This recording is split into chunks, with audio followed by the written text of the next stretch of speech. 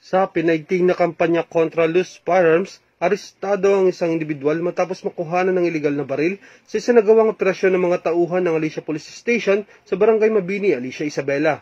Nadakip ang suspect sa bisa ng mandamiento de aresto at nakumpiska ang isang unit ng kalibre 38 na may 3 piraso ng bala.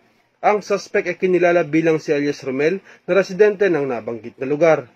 Masusi namang isinagawa ang pagmamarka at pag-iimbentaryo sa mga nakumpiskang ebidensya sa harap ng suspect na sinaksihan ng DOJ representative, media at barangay councilor ng nasabing barangay.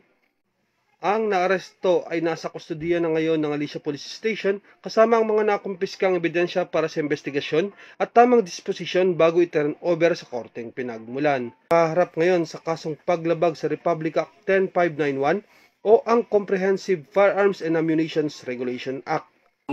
Meron po tayong residente na nag-report dito para isuplong na yung isang tao ay nag-iingat ng pinagbabawal na baril, ay agad po tayong nag-conduct ng verification and surveillance. So nung nakumpirma po natin na yung tao nga ay talagang meron, ay in-applyan po natin ng search warrant po doon sa korte.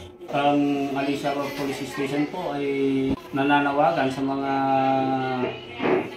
nagmamay-ari ng mga baril sa pamamagitan po ng yung tinatawag po natin na offline cut-off para masabihan po yung mga nagmamay-ari ng mga baril, lalo na yung mga dating lisensya na hindi na-renew, ay kung hindi man ma-renew yung mga lisensya nila, ay pwede po nilang i-surrender dito sa ating opisina para sa safekeeping hanggang sa makakuha po sila ng lisensya.